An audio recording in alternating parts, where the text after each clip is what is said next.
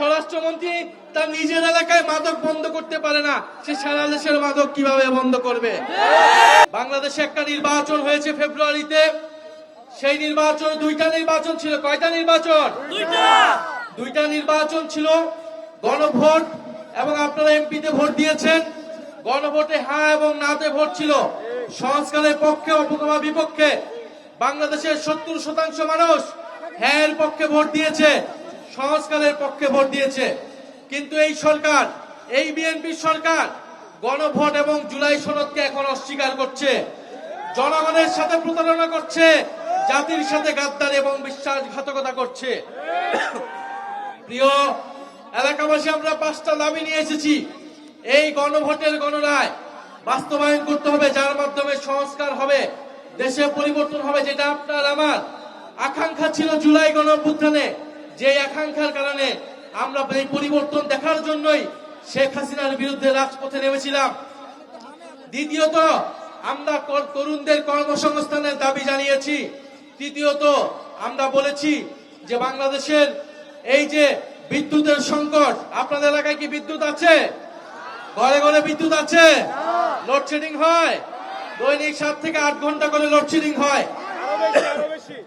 এই লোডশেডিং সমস্যার সমাধান করতে হবে।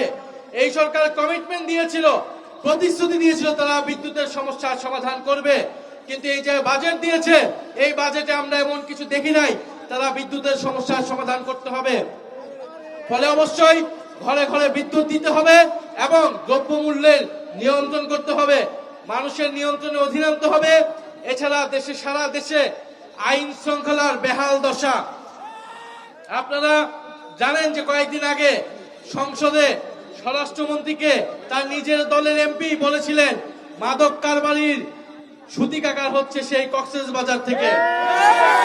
স্বরাষ্ট্রমন্ত্রী তার নিজের এলাকায় মাদক বন্ধ করতে পারে না, সে সারা দেশের মাদক কিভাবে বন্ধ করবে?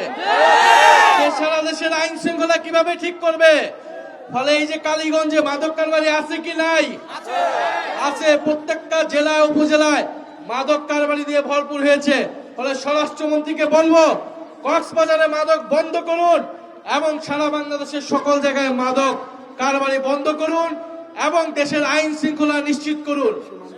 এবং প্রিয় কালীগঞ্জবাসী, আমাদের ভাই শরীফ ওসমান হাদি জীবন দিয়েছিল আজাদির জন্য, স্বাধীন সার্বভৌম বাংলাদেশের জন্য। কিন্তু আমরা দেখছি সীমান্তে সাধারণ বাংলাদেশিদেরকে হত্যা করছে বিএসএফ খনি বাহিনী।